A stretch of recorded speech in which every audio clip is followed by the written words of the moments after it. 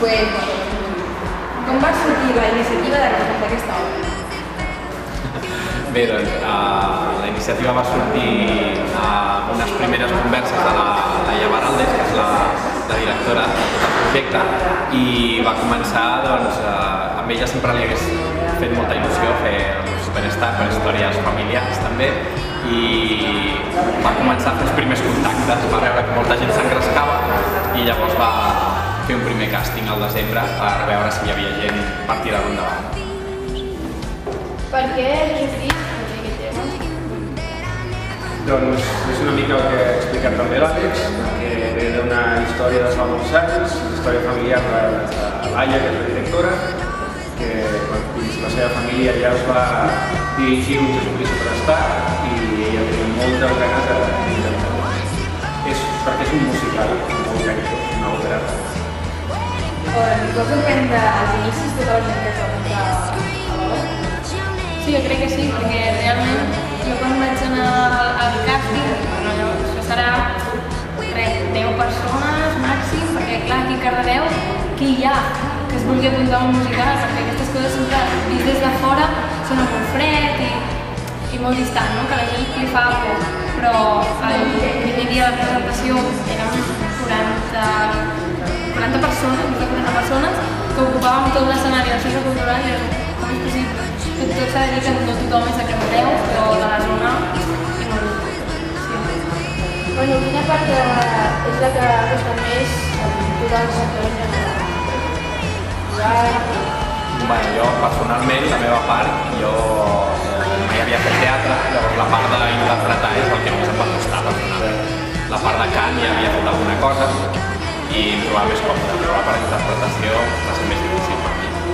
En canvi, jo havia interpretat abans una miqueta i en cantar, doncs, no, cadascú no és com la Júlia, que s'ha de fer de tot. No, jo, la part més difícil per mi en el Superstar és interpretar, perquè vulguis o no són peces molt difícils que et demanen molta exigència. Perquè clar, les notes molt agudes, que no saps si arribaràs en aquell moment.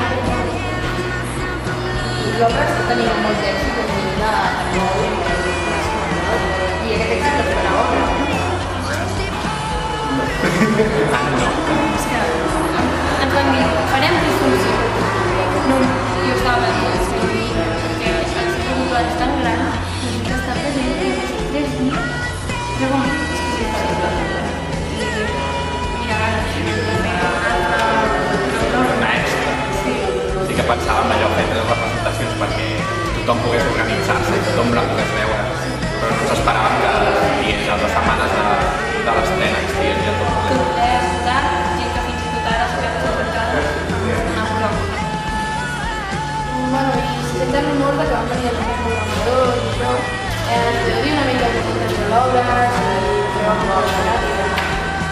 Home, la veritat és que nosaltres, després de la feinada que hem tingut per fer aquest Superstar, sí que ens agradaria continuar fent-ho. El tema programador, doncs sembla que sí, sembla que no se sabrà mai, perquè no se sap mai. El que sí que és veritat que s'intenta moure aquest tema per continuar fent el Superstar a altres països. I aquestes preguntes són més per cadascú. Per què vau entrar en aquesta obra? Què és el que us va moure en tres? Jo, doncs, perquè, a veure, el Jesucrist Superstar sempre ha estat una obra que m'ha encantat i sempre l'havia volgut fer i quan va sorgir aquesta oportunitat, jo ja tinc una edat i vaig dir no la faig ara o no la faré mai i m'hi vaig abocar.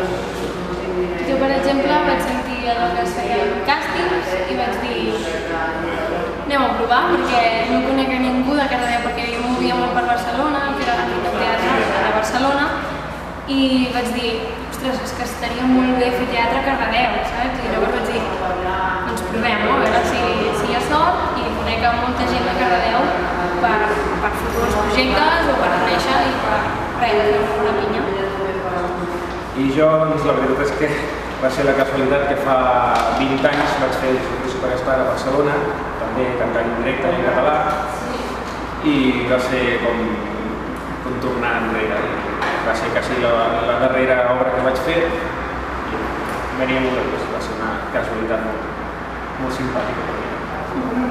Bueno, us sembleu els vostres personatges? A mi em preferia fer-ne algun. Jo gens, jo trobo que és molt maco, no? Fer un personatge que no t'atrapa gent.